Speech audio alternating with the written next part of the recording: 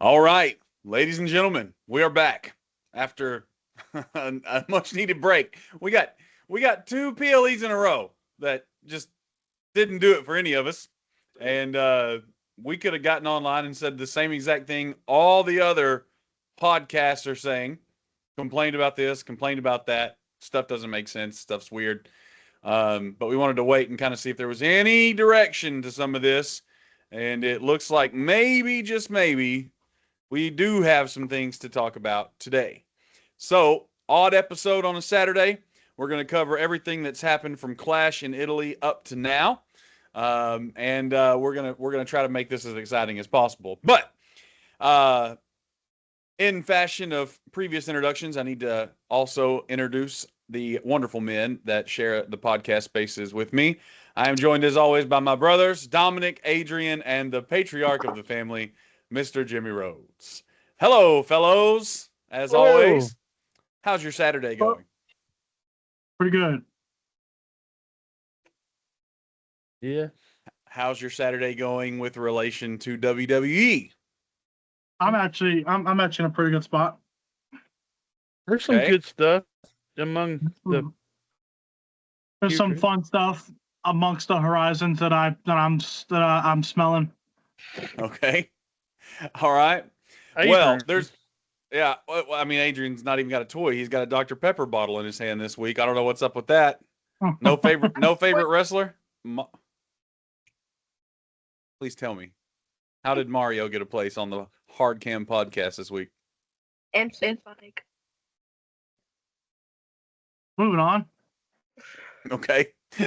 Segment number 1, scratch.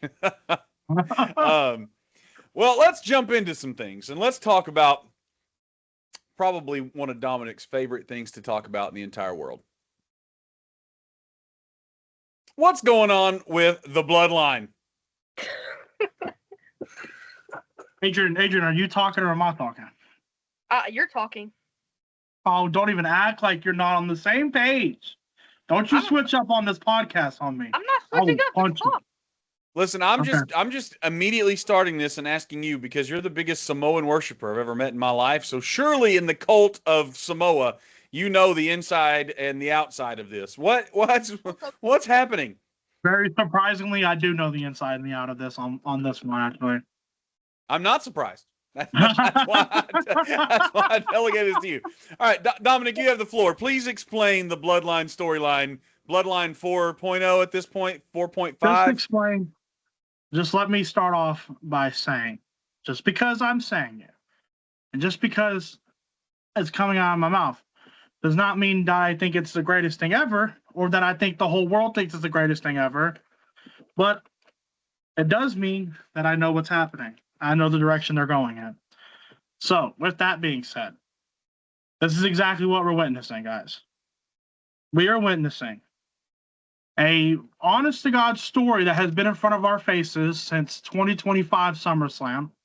So last year's SummerSlam. Which it's WWE's fault that we don't really remember it at this moment, but that also could be just how they've been writing it. But in 2025 SummerSlam, for all the fan base, Jey Uso, Roman Reigns, tag teamed in a match at SummerSlam.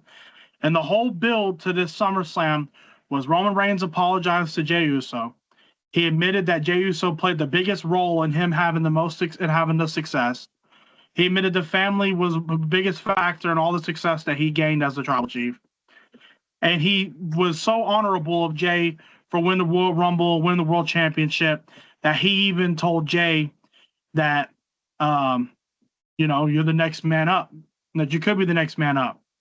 And when they were tag team partners, there was merch going out saying OTC Yeet. They were like doing things where their logos were like combining. And there was the OTC 1 stuff going out. People started theorizing that meant that Jey was going to be OTC 2. And so that's what we're happening right now. If we remember now, that was happening last year. What we're seeing, they brought Jacob Fatu into the mold by showing him that Roman really is that dude. And now when he walked out of Clash in Italy, he looked at Solo and them. He looked at Jey and Jimmy and said, "Don't worry, they're next." Well, then the very next week, he told Jey, or a couple weeks later, he told Jey This King of the Ring tournament, you're in it. This world title that I have on my shoulder, you've touched this, but you've never had the other one. You need to go win this King of the Ring tournament and go get that other one off of Cody. And remember, there's two ends to every table because he's the head of the table. And now Jay was on SmackDown. He went up to Cody, told Cody it's just business, but I'm taking that title off of you at SummerSlam. Jay won his qualifying match. And in the same SmackDown, which was yesterday, Jacob Fatu was sent by Roman Reigns to go get Solo. And he told Solo, I don't care what you say. I don't care if you say yes. I don't care if you say no. You're coming with me and you're coming to Roman Reigns whether you like it or not. And so what's going to happen, this is the direction. This is exactly what's going to happen. Jacob Fatu is going to force Solo to go over there. Solo told Fatu to tell Roman, if you want me, you can come and get me. Roman's going to come to SmackDown. He's going to challenge Solo's little MFT group, Tama, Tala, and him. They're going to fight Jimmy, Roman, and Jacob at Night of Champions. Jay's going to win King of the Ring. Jay's going to win the title, be forced to go over to SmackDown. He'll lead that group. Roman will lead his group. And you'll have Bloodlines running both shows.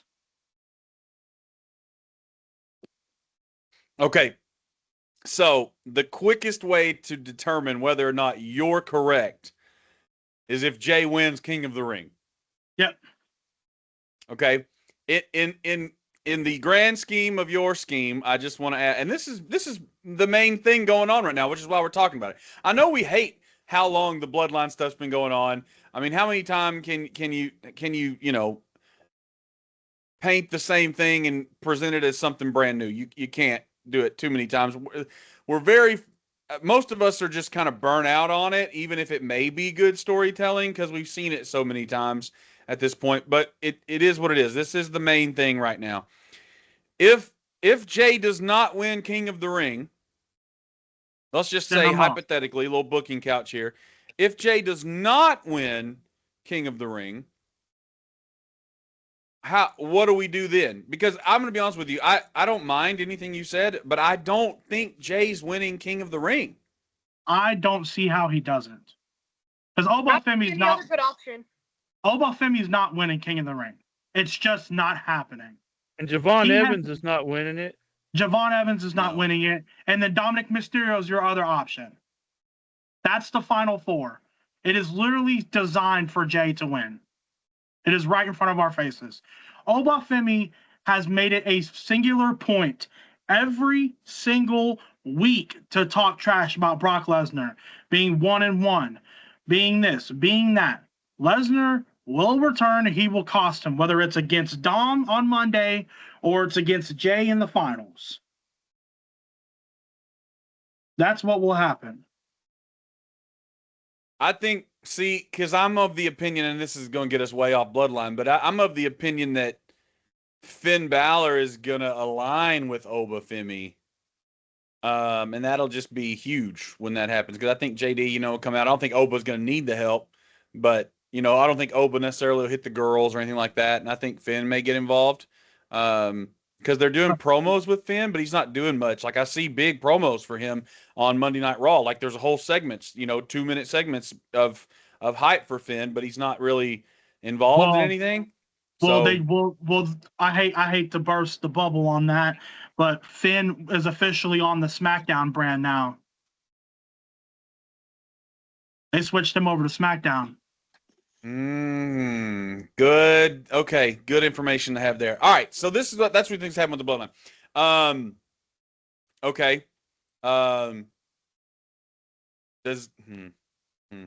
Okay. All right. Well, we'll just let that rest for now. We've got a couple weeks left to really pull that out, but I want to pivot now. We've talked something we talked about something that you really love. Let's talk about something that Jimmy really loves. It was funny because R-Truth made a joke about it. But the War Raiders are the AAA Tag Team Champions. And they want to go up against R-Truth and Damian Priest. And R-Truth said, I don't even know who y'all are. What, Jimmy, how are we feeling about the War Raiders being the AAA Tag Team Champions. Hey, I like it. I mean, I like it on one level. I hate it on another level. The people that have put in the time in that organization are getting pushed back for WWE stars, and I kind of hate that for them. But then again, half of them I can't pronounce their names, so I have a hard time following them. So, but if it's gonna be somebody from WWE, why not my Vikings? I love them. Only WWE shirt I have, War Raiders. Speaking of pushback, on the screen behind me right now, I got Dominik Mysterio approaching Oba Femi for one of the funniest promos he's ever done. I watched this promo that's literally taking place behind me, and I see Dominik Mysterio come out and talk all this mess to Oba Femi, and the whole time it's so unbelievable. But I got to give Dominik Mysterio props, right? Like he came out and he said, "I've got the ruler Oba Femi, but I'm the king of the luchadors." That's the whole point he tried to make.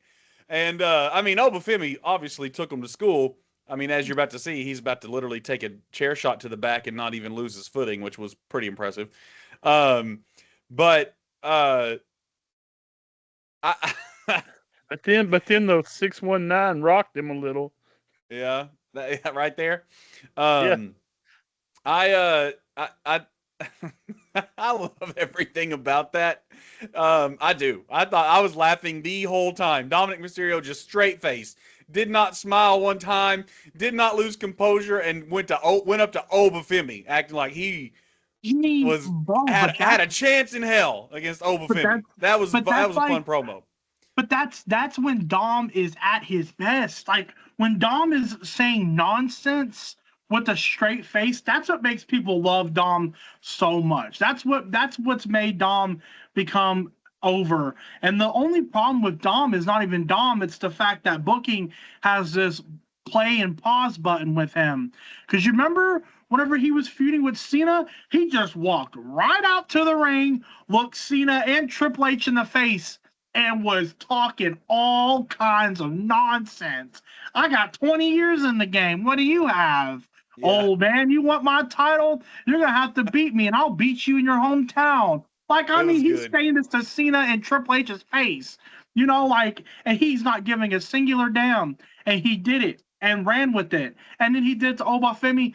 And you know what's going to be even better about all this? Is I'm kind of hoping Lesnar costs him in Baltimore on Monday, costs Oba, and I'm hoping the way he does it is he goes out there right when the bell rings, throws Oba out of the ring, goes out there and just destroys him and F5s him 3 times, and then one of those being through the commentary desk, and then just sits there while Dom is standing there waiting, and the ref starts counting, and the ref's counting to 10, and Dom gets to walk around saying, "I beat Oba Femi by count out," but really he didn't do shit. Yeah. I can see that happening. Furthermore, though, when it comes to Dominik Mysterio, he has a little bit of credibility because when he was brand new to this whole thing, before the promos to CM Punk and to John Cena, when he got the Intercontinental belt, the first big superstar that approached him and was going to take it from him was Rusev. Rusev showed up, and I remember the whole feeling. The crowd and everybody was like, "Oh crap, Dominik! There's no way Dominik is going to keep that belt while Rusev is coming after him." And Rusev was supposed to be this big bully at this time. I think this was even before Sheamus was off screen. But Dominik did not lose to Rusev. No, Dominik beat Rusev, and I think he did it with minimal help from the Judgment Day when he did it. So he's got Rusev under his belt. He's got other superstars he's beat too. But I mean, like that one was good. Yeah, And it wasn't a great feud, but Dominik beat it. So it's kind of like, if Dominik can squeeze by some of these people, that's what I'm saying. Okay, let's see what he can do. I think he didn't he beat AJ Styles? Yes. Yeah, he beat AJ Styles back when he was carrying the timekeeper hammer around. Yep, and he beat Cena. He is literally, bro. His future is bright, bro. He is squeaky, dog. Super squeaky. Like it's crazy. Okay, speaking of lucha, we have to do this, and I want to know if y'all actually saw this match. And I'm going to give this is a 2-part segment here because I've got to talk about the match, but then I've also got to talk about, again, reinforcing someone who we stand by for the most part. There was an all-time classic performance recently. Very few times in my entire life have I seen performances that were so good that they got an extension to the broadcast for a replay. But no one can talk down on Chad Gable. No. And no one can talk down on Ludwig Kaiser anymore. No, I will never listen to naysaying about their in-ring ability because the lucha match between mask versus mask match between El Grande Original and El Grande Americano was without a doubt one of the best matches I have seen in my life. The whole world agrees. They extended Netflix's episode 2 weeks ago to replay that match on main broadcasting because it was so good. And I would be doing our viewers a disservice and our listeners a disservice if you were to not be aware of how good that match absolutely was. Did you guys watch the match? I'm gonna be honest with you. I did not watch it the very first time it viewed, but I took advantage of it and watched the second time it viewed in my room. Guys, I'm telling y'all too. I didn't watch it the first time. I don't watch AAA, but I did catch it on the episode before last on Raw. They ended the episode and they showed this match, and it was, I mean, it was better than WrestleMania 2 years ago. I'm gonna say it. It was amazing. And again, this is two. You're right. This is AAA, and it's two guys that don't really belong to AAA. But it was so good. You know, Chad Gable ended up losing, gave his mask away. We know that by now. I'm not spoiling anything because he's been on programming recently in this part of the storyline. He's completely gone face, or so we think. He's doing that slow fade back into a face. And Ludwig Kaiser is the man in AAA right now. Like, he is the talked about guy. I remember when we acquired AAA, we talked about El Vikingo and other names like that. But Ludwig Kaiser might end up taking the belt from Dominik Mysterio. He runs that show. Yeah, he's the man. And we've talked about the El Grande Americano gimmick a lot. We've kind of gone back and forth on whether it was a joke or whether it was serious. But right now, you can't do anything but respect it. So I had to say that, and I didn't know if y'all had watched it. If y'all had watched it, we could have talked about it more. But looks like some of my panel needs to go back and see that match and let me know what they think. Okay, well, we'll move on from there. Let's talk about this. We have some guessing to do. Gunther has a special stipulation in place for his rematch with Cody Rhodes. And that stipulation is he gets to choose the referee. He chose. Now, when I will say this, when Cody and Gunther fought each other last time, and it ended the way that it ended, that was one of the reasons I wanted to throw my remote at the TV because we had another piss poor ending to a match on a PLE. It looks like they're going to turn it into part of a really good storyline. It's time, fellas, to weigh in. Who will Gunther bring out for his special guest referee against Cody Rhodes at their rematch? And will it be big enough for Gunther to win? Take it away, Adrian.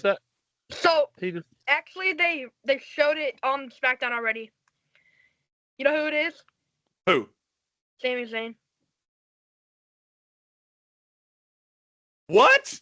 Now listen, let me continue. Now I'm about to talk.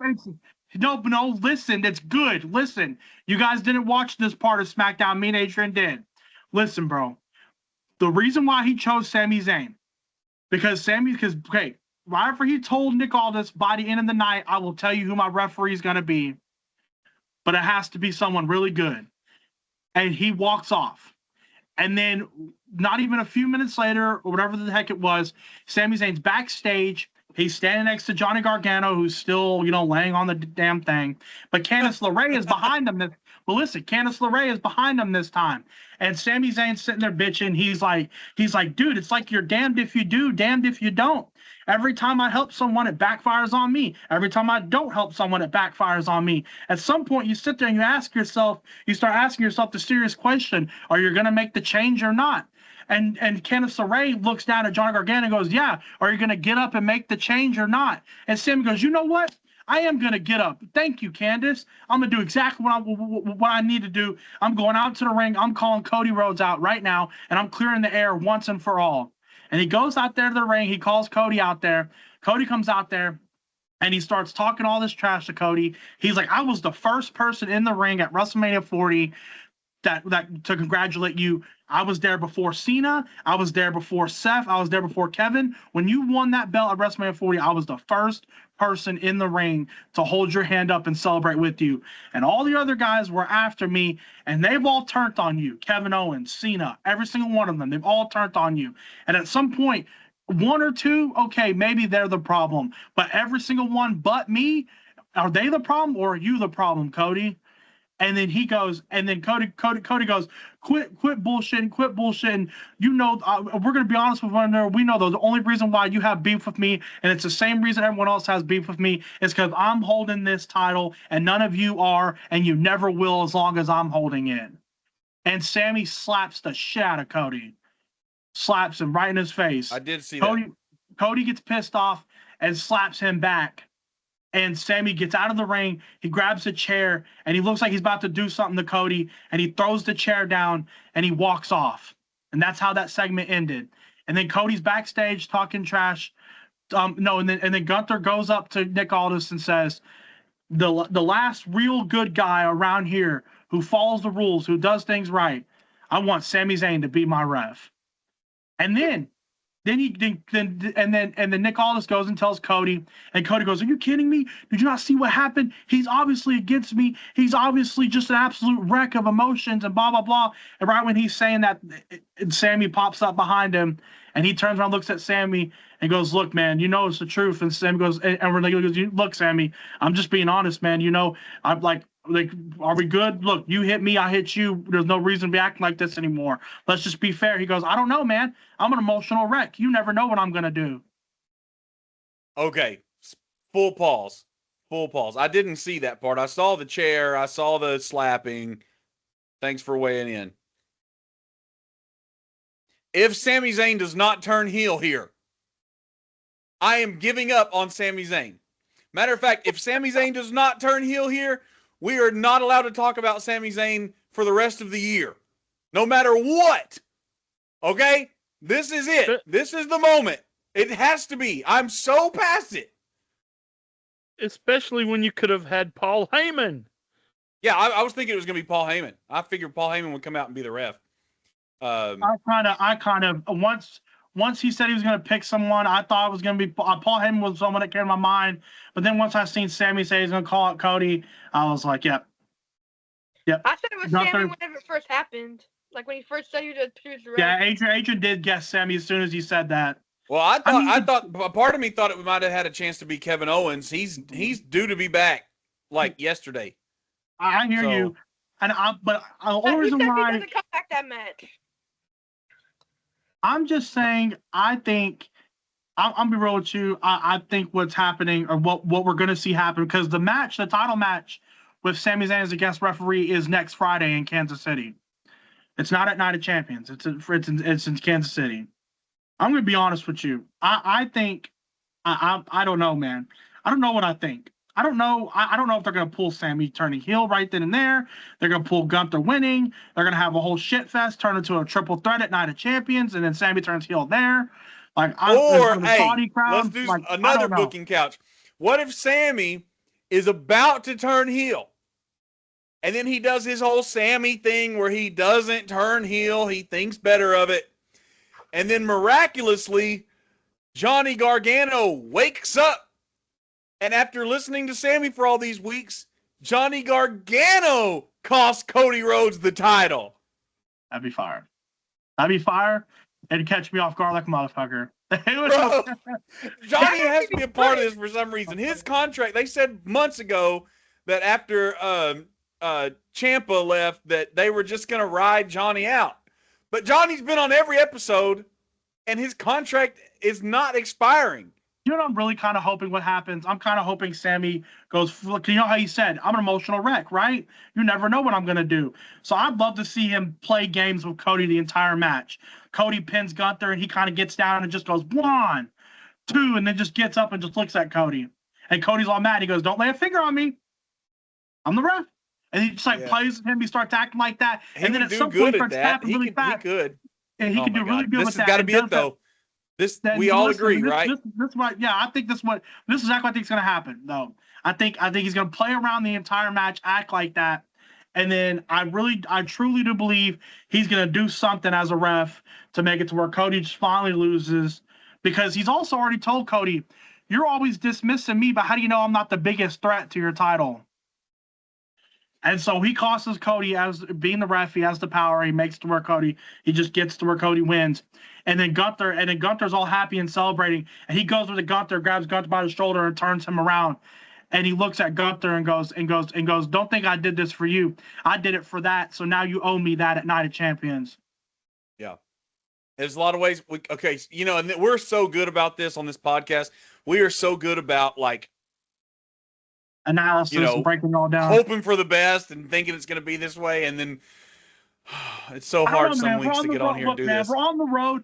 I'm telling myself that too, but I'm also telling myself that it's been pretty prevalent. It's been pretty relevant. It's been right in front of our faces since 2024 that clearly the new major PLE of the WWE is SummerSlam. They give a damn about anything else. SummerSlam's always going to be booked amazingly. It's always going to be banger after banger after banger. They're going to put the most investment into it. That's why they're switching up King and Queen, making Money in the Bank later so that SummerSlam can have kind of a similar build to it as Mania. The SummerSlam's always going to be the one they take serious. I'm telling myself we're in the build to SummerSlam, and that's what's happening. Well, at this point, after the WrestleMania we had, it's the rebuild to SummerSlam. Please make WWE great again. All right. One of the things I want to say is we mentioned the Lucha match. We mentioned the Lucha match, and I'm going to try to be educated here. I want to say this correctly. Okay. I went and checked my timeline too. Way before we knew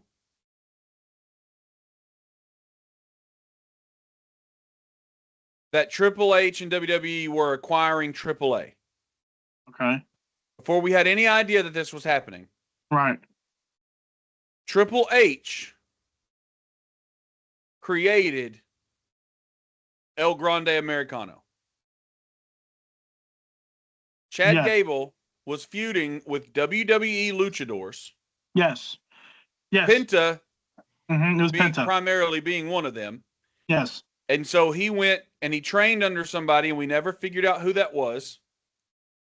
He came back as El Grande Americano. Yes. Now, WWE knew that they were acquiring AAA. Yes. We did not know.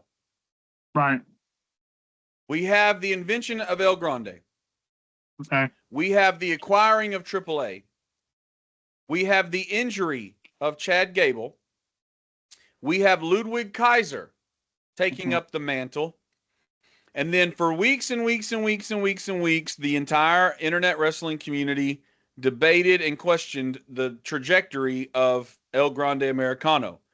We thought Ludwig Kaiser's career was basically over. This was the most, I'm going to say it very blandly so that people understand, this was the most bullshit thing we've ever seen someone be subjected to since Doink the Clown. Like, it was just juggled as, is this going to happen? Is this real? But Triple H had a plan. Slowly, over the course of a year and a half, El Grande became real, became relevant, became celebrated. Chad Gable comes back from injury. Chad Gable comes back as the original El Grande. The internet wrestling community's pissed off again. They're saying this is a joke. This is stupid. This is disrespectful. All this stuff. And we're hating on Triple H the whole time. The internet wrestling community loves to hate on Triple H. even despite the fact that TKO has come out and said they control creative. And we know that there is a portion of that, but Triple H is still head of creative, so we don't know really where the limits are. And then despite a year of naysaying, I'll put it that way. I wanted to say bitching and complaining. I guess I did anyway. There it is. We have a result again, and this will close this part of the Lucha segment. We have a result where the entire country of Mexico is on their feet applauding two people not from Mexico who put on a lucha style main event that included lucha legends. They brought back lucha legends to help this mask versus mask match. And at the end of it, Chad and Ludwig are being celebrated by an entirely different culture for what they've done over the past year. Yes. And then the match is so good they replay it on Monday Night Raw. Now, that isn't to say and repeat everything we just said about that match. It is to say stop dogging on Triple H. Yes. I agree. I have been a victim of it at some point in this podcast, so I seem like a hypocrite. But I will say that I am finally learning and understanding that at this point, we are only bitching because the person you want to be in the position is not in that position. It's not because Triple H is not good at his job. It's because what you want is not what's happening. Yep, and honestly, we might get the person who might complain the most from this point on in the podcast might be Jimmy, because we don't know if the War Raiders will ever make it back to the main roster. It may be a AAA positioning for them, but that doesn't mean Triple H isn't good, Jimmy. That just means the War Raiders are we do have another major problem, though. What's that, Dad? What is it? Where's Joe Hendry? Not in the tournament. No, so not in the tournament. Do we know? Let me see how long it's been since Joe Henry's been on TV. It's been almost 3 weeks. Yeah, it's been 3 weeks. I'm gonna be honest with you, man. He's amongst not no one's perfect. Is it because Logan Paul's injured? It's because Logan Paul got injured. That's exactly why. They had a plan. He was gonna be there every week. They were gonna get it going. They were gonna move it forward. And then he got injured, and now they don't know what to do, and they have to figure out what the hell they're going to do with him. And so they're not going to. So and then, but this is the one area that Triple H is not the greatest at in the world, because no one's perfect. And this area is what he does with call ups and how many he call ups. Because this year, because in the past it's been he didn't call up enough. And then he didn't put enough investment into him. This year, it's he invested, but he overly invested, and then he called up way too many. You think so? I think. I will say this, and I don't know if he is the call up person or if Shawn Michaels is the call out. I don't know how that works. But I'm not impressed right now with Ricky Saints. No, I was just about to say Ricky Saints. Joe Hendry, and in a weird way, he's doing good. He's not doing bad. He's over. He's moving on in the tournament. But I just feel like even Javon could have stuck over there in NXT and went a whole nother year of just really dominating it and then moved up. But for sure, Joe Hendry, Ricky Saints, and a couple others I can't think of right now at this very moment. But those people could have definitely stayed over there, made some great moments, dominated this year in NXT, and then moved on next year, and actually had a proper movement, which Joe Hendry's not screwed. He's Joe Hendry. He can literally. It sounds terrible to Dad. It'll piss Dad off, but Joe Hendry can literally be off TV between now and Royal Rumble and just show back up again at Royal Rumble, and everyone be excited as they were when he debuted, and it'd be fine. He's fine. He's not screwed. Or he could have a wrestling career and be on every week, and that'd be fine too. Yeah, imagine that. Imagine him getting some wrestling time just because of who he is. I'm looking for something real quick. I will. But he ain't going. But he ain't. Really. But if we're gonna sit here and say that about Joe Hendry, you can say that about a shit ton of people, guys. You can say. Listen. I don't know if y'all can, if y'all will be able to hear this or not, but we will give a little salute to Joe Hendry real quick. I'm going to play some audio, and I hope it plays through on the podcast. But this is for you, Joe Hendry.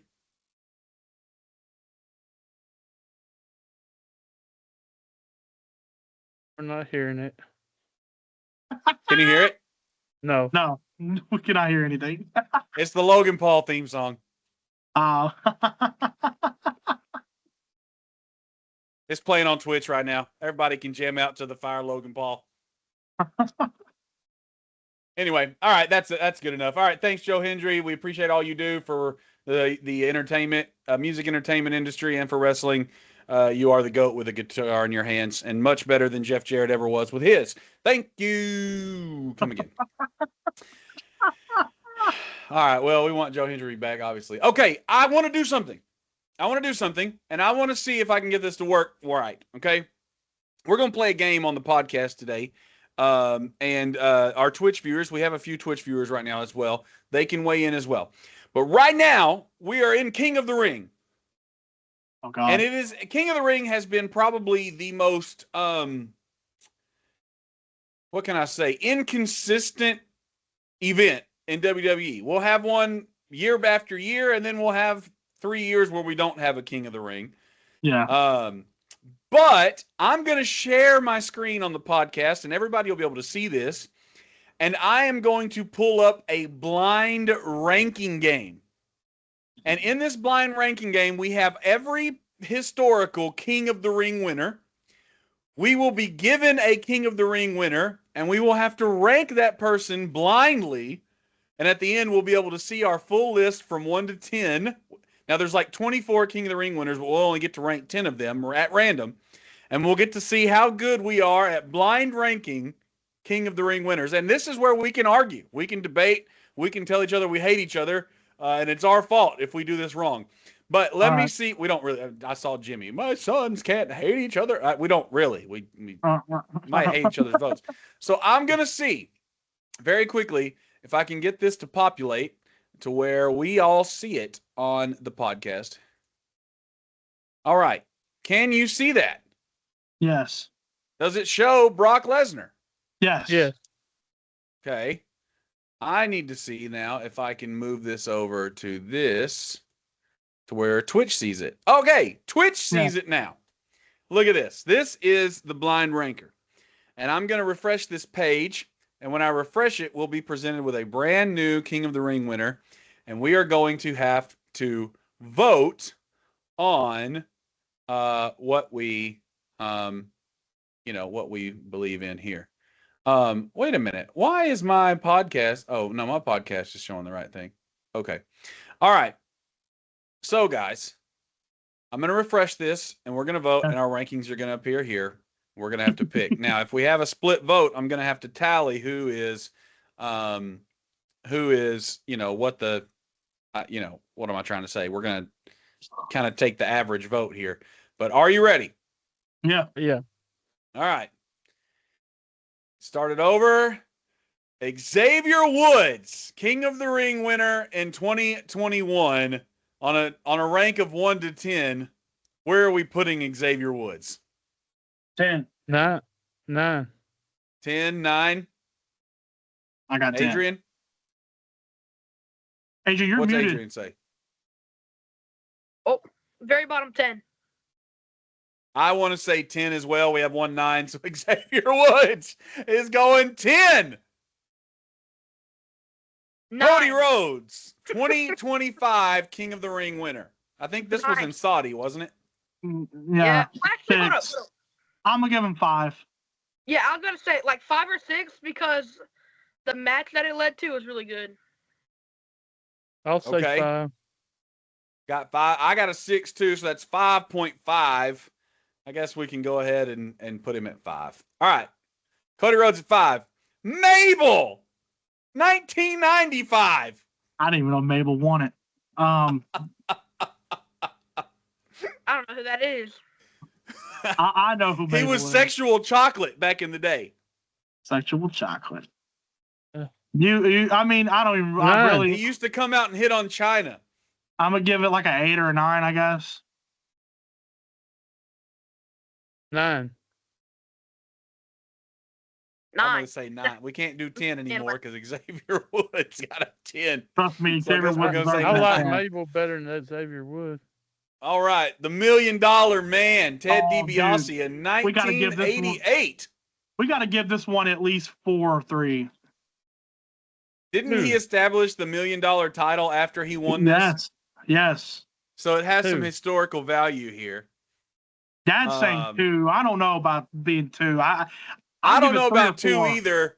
I'll give I it would 3 or say 4. for the $1 Million title, I wouldn't go under 4 personally, but No, that's definitely just not me. under 4. 3 or 4. 3. 3 or 4. What'd you say, Adrian? 3. All right, then give it 3. All right, so Dad said 2, we say 4, but Adrian said 3, so we're going with $1 Million Man at 3? Yep. Yes. $1 Million Man at 3. All right. Good job, Ted. Triple H in 1997. Now, he was still Hunter Hearst Helmsley at this point. He was not Triple H. Didn't he win it multiple times? No, he did not. Oh, I thought he won it This multiple times. is the year he won it, and then within the next year, he was starting D-Generation X. 4. Up until this point, I'll tell you the history. Up until this point, Vince McMahon was burying Hunter Hearst Helmsley because of something I can't remember exactly what he did, but he did something that Vince didn't like, and so he kept putting Hunter in all these just ridiculous situations and not letting him win anything. But winning King of the Ring is what gave him the footing to eventually go on and form D-Generation X. So what do you rank this as, Jordan? Well, 1 and 2 are very, very coveted spots. I think for the historical value, putting him up to, change the industry within the next year, I would say 4. I feel like 6 is too low. I'm giving it 4. But, 4. I would say 4. I'm going to say 4. All right, here we go, 4. I have my number 1, but it's... Booker T in 2006. And he's number 1. King Booker. Are you sure? He became King Yes, Booker. Absolutely. He's the greatest King in the Ring ever. Absolutely. Are you sure, though? Absolutely, Are you sure yeah. you don't want to say number 2 to be safe? I'm overly confident, but if you guys put him at 2, I won't be that mad. I genuinely can't think of anyone else. Okay, you want 1. I got 3 1s and a 2, so guess what? We're going with 1. Booker T, King Booker. King Booker. Number 1. I think we're going to immediately regret this if No, we're not. and the next one that shows up. We'll see. Here we go. Number 1, going to Booker T. Bret Hart, 1991. I don't regret that. 6. Now, if this was Bret Hart 1992, I would regret it. He won it two years in a row. He won it 1991 and 1992. That's too many times. This was his first win here. What number are we giving him with what's left? You and Dad, how about this? You and Dad vote on this one realistically, because me and Adrian are Bret Hart's biggest haters. Okay. The reason why I would give it 6 or 7 and not 8 is because this also was what pushed Owen Hart to win it later. He wanted to beat his brother. 6. So the feud resulting from this was pretty good. We're going 6, Bret Hart. Yeah. Edge, 2001. Woo! I'm biased. Don't make me do vote. My vote's 2, but I know that's not realistic. Well, you got 7 and 8 if you don't put him at 2. I know, but that's up to y'all, man. I'm biased, man. If I forgot Edge won it, otherwise I would have saved that number 1 spot for him. All right, I got a vote for 2. What else we got? Say 7. Now, this was at a bad time in wrestling. This is like the year that WCW went under. So that's this Edge back then. Like I don't even think he was with Lita yet. Maybe he was. No, he was. Wasn't he technically like just now breaking away from the wasn't he freshly breaking away from that group that Undertaker had for a while? Yeah, I think that was actually what was going on. The Brood. Yeah, he was breaking away. He wasn't with what was the name of that group? Grindelwald or whatever his name was. The Broods, no, he wasn't in the Brood anymore.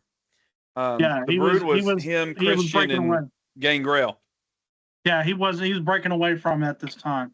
So No, I'm the Brood was done. The Brood was done. Yeah. The Hardy Boys had already been there by 2001. cool. Then yeah, he was, You still got to give Ooh. him 7 because I think somebody better's coming up for 2. All right. no, Okay. you're just saving it on the dime that Gunther shows up. That's Listen, exactly now this what is you're where we doing. get to regret because it's either 2 or 8 on the next one. So Yeah. here we go. Oh, Here's God. number We're putting 7 to Edge. At 7. Putting Edge at 7. is Randy crazy. Savage, Number 8. 1987. 8. I never did. I think like we're going him. 8. I don't like All Randy right. Savage either. I think he's funny, but I don't like him. Here we go. Who gets Harley number 2? Race. Yeah, Should have put Edge at 2. perfect. He could have been number 1. Harley Race was the nah. very first King of the Ring winner ever. Okay, well, I guess because of that, And you could put him up there. But He was also King Harley. Yep. I don't He was. know. All right, there's 2. The I don't Edge know is what's That looks happening. like Jonah Hill. Error? What the heck? Who created this stupid app? All right, well, we did it. It was fun. I can go back and look. There you have it, folks. That was fun. That was Yeah, fun. it was. So now, to get to the point of the show where we're getting ready to close it all off now, we're gonna do nods. Okay, so start thinking about that. But currently, we have King of the Ring and Queen of the Ring, and I want to just go ahead and echo for the first time ever, I'm in agreement with the rest of the IWC. The fact that Liv Morgan has made it this far in the Queen of the Ring tournament is absolute dog water. It's absolutely It's bad. amazing. No, Double it's champ, Liv not. Morgan. That's Yeah. stupid. 1, Someone 2. kick him off. Kick him off the podcast. Kick him off the podcast. He's no longer allowed. No, go ahead. I want to get it all out so we can officially say stupid time's over. Dude, Retarded. It's retarded. Liv Morgan's not that damn good. No, I'm She's also No, not. she's good, but this is No, bad. she's She not should that not damn be good. in if Queen of the Big Ring. Sexy don't win this, I'm gonna be really, really That's the upset. part that pisses me off. No, Is okay. you know this is exactly where this is going. This is exactly where it's going. You want to be mad about her making it this far? You're going to be even more mad when you realize that she's on this side of the bracket and Big Sexy's on this side of the bracket, and all this is doing is making it to where they meet in the finals. And what's going to most likely happen is Liv's going to go out there and they're going to be, all, oh, I could win, but, I could win too. And then, no, I could win too. And then Raquel's going to beat her. And then Raquel's going to be like, hey, yo, by the way, Liv, I get to choose who I fight at SummerSlam. Yeah, I'm choosing you. And then, boom. That's What are you going to do when she pulls a Hollywood Hogan type of thing and she walks out there? Now, this could go one of two ways. One way, it'd probably be infuriating. The other way would probably be just diabolical. What happens if they go out to the ring and then Liv Morgan just like lays down for Raquel? That's kind of along the lines that I'm seeing, but I promise you, it's still always going to end with Raquel choosing to go after Liv's title. That's what's going to happen. Then they kick the men out of the Judgment Day. That'd be cool. That's probably what will happen to. Telling you, this is all just the build to Raquel and Liv at SummerSlam for that world title. I don't know, because you also have Finn Balor in Roxanne's ear. That was still a thing. I don't know where this is going, honestly. I do think Raquel and Liv are going to go up against each other. I almost think Liv's about to lose it all and go be a single superstar, which she should be. I mean, she's at the point she doesn't need a faction. But if you got Raquel and Roxanne as really good tag team partners, that'd be fine. If Roxanne went with Finn Balor, that'd be fine. But I really don't know how they're going to spin it except for Raquel versus Liv. I don't know. Yeah, the rest of it, I don't know about all that. I just know that right now what we're watching is the build to Raquel and Liv at SummerSlam. Okay. But anyways, that's Queen of the Ring. We're very dissatisfied with how they're doing it. King of the Ring, we've already talked about. Mainly, we think it's all a plug for Jey Uso. Yeah, that was fun. Cool little King of the Ring segment there too. We are going to now give our nods, and that'll be it for today's episode. Next week, we're going to have a special guest. It's going to be exciting. Who knows what this person will bring to the color of the podcast, but it's going to be fun. We need to give nods this week to our favorite superstar and why. They will get nod points. I'm going to go ahead and pull that up and get it ready. And take a few moments, guys, to think about who you're going to give it to. Oh, that's so hard. I know who I'm giving it to. I have no I know, idea. I know without a doubt who I'm giving it to. 100% I have no know. idea. I have no idea. I'm torn between way too many things. Well, Jimmy, I'm ready. Go ahead and tell me yours and why. My nod goes to somebody who did not win a match this week, but their on-air mic time was stellar. They're the only one, as Jacob Fatu would say, that's telling it 100. And I want to give my nod to AAA Knight. He deserves a nod. He has been killing it on the mic. He has Killing it. He has been absolutely killing it on the mic. 100%. I don't disagree with you at all. And he makes sense. He He does. He makes a lot of sense in the world. All right, I've got to lock in for LA Knight. Adrian, who are you giving it to? Jey Uso. Why? Please explain. Why? What do you mean? What is he doing wrong? Oh my God, you are such a hater. He's the second best person in the entire group. He's better than Jimmy. 2 weeks ago, he was getting pancaked for breakfast by Jacob Fatu. You're right. 2 weeks ago he was, and now he's that much better in just 2 weeks. I think he surprised himself with his promo on Monday Night Raw. He locked in and gave one, but he walked away thinking, "Oh my God, I did that." Yeah, and now he's remaining locked in because he knows what time it is. Now, I will say it was cool that Paris made him do the run it back because he hadn't done that in a while, and he wasn't going to do it, and they were begging him for it, so he did it. I was like, okay, that was appropriate. I'll give him that. But Adrian, tell me why. Tell me why you're giving him the nod. His match was really good. Amazing. He performed immaculately. Was amazing. Look, I don't care. You guys could call it over pushed, or you guys could say it's bad. I don't care, truly. But Jey Uso, he didn't just win that King in the Ring Fatal 4-Way. He double pinned LA Knight and Royce Keys. So that did happen. Yeah, Dad. They're pushing Jey Uso that hard. He's that man. He did have the hardest match in the bracket. I'll give him that. Yeah, that's true. Well, yeah, if you look at it on paper, I mean, that is true. He had some hard competitors. Okay, he did. All right. Finn Balor. Oba was right there. It's been applied. It's verified. Not a bad take. I just, God, you know how I feel about it. All right, so I got a nod for Jey Uso. I got a nod for LA Knight. Dominik? You go ahead and say yours, because I still really don't know. I don't want to overly do it on Jay, but that's kind of who I have right now, but I don't know for sure. All right. Without a doubt, 100%, I'm giving mine to Lyra Valkyria this week. That's not a bad one. Lyra, listen, I have been concerned. On the last podcast we did, I stated that I was concerned about Lyra because she came out from NXT. She won the championship. She was killing it. She was doing great. And then all of a sudden it just feels like she has been up against a invisible barrier, not able to rise at all. She didn't beat Soul, but what she gave us in the ring with Soul was some of the best work she's done since her match against Becky Lynch at that PLE last year. Was it SummerSlam? Yes. Well, it was the entire summer, really. So, but the one where she got zip tied. That match was good. Yeah, that was SummerSlam. That was SummerSlam.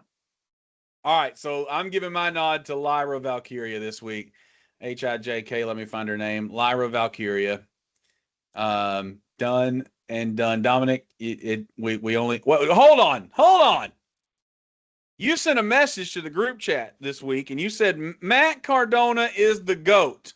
That was me. That was Adrian. Oh, it was Adrian. Please explain that before... I'll give Dominik some more time then.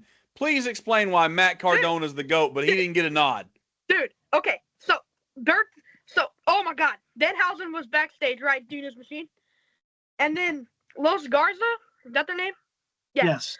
Los Garza went up to Danhausen and was like, "Here, I'm gonna give you some." They gave him a bag of money and said, "Recurse the Knicks," right? Yeah. Curse the Knicks and let the Spurs win. Yeah, they said that. Los Garza said that.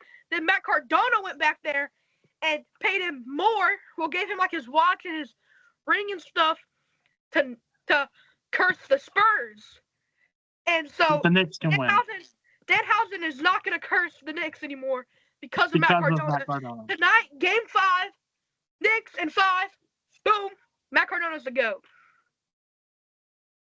Dude, it's actually been kind of wild. This curse It thing has is getting out been. of hand. The Danhausen curse has been wild. It's getting out of hand. It's getting out of hand so bad that NHL hockey is actually thinking about banning him from games. Danhausen? Yes. Because he's been That's cursing crazy. teams and they've really been losing. I know. And Steven Smith has been going through it too with it. It's been cool. All right, Dom, come on, give me your nod, and then we'll sign off for the day. Thank y'all for attending this special Saturday episode of the podcast. We will be back Thursday of next week.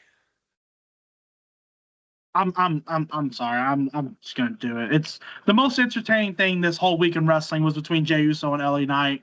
Both those guys did really good, but the one who got the win and did really good on the microphone was Jey, so I'm giving it to Jey.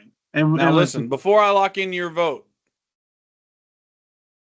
you could do something we've never done. What's that? You could give a nod to Sami Zayn. That was the three people I was torn. Was LA, Jey, and Sammy. I man, I don't know. All right, I'm locking it in. Jey Uso. Give it to Jey. Give it to Jey. I can't, bro. I can't. Wait, did you do it? No. I have it pressed. Okay. You can switch out my Jey Uso for Matt Cardona and give Dominik Jey Uso.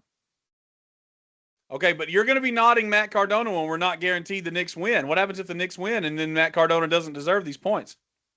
No, that's the thing. We want the Knicks to win.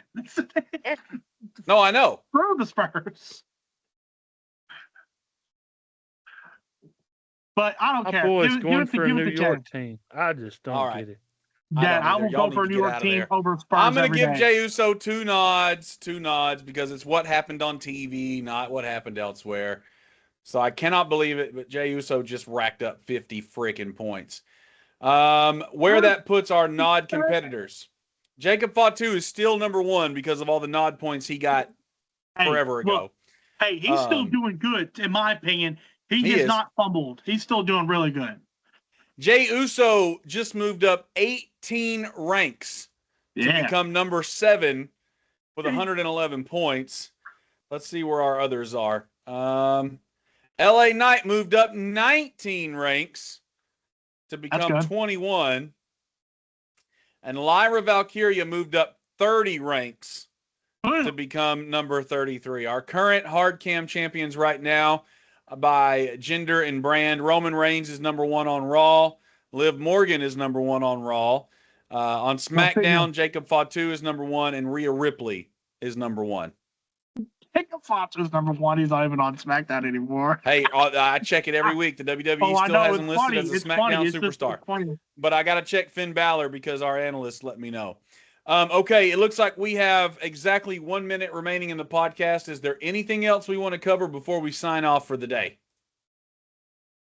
A fun, interesting thing that might be on the way is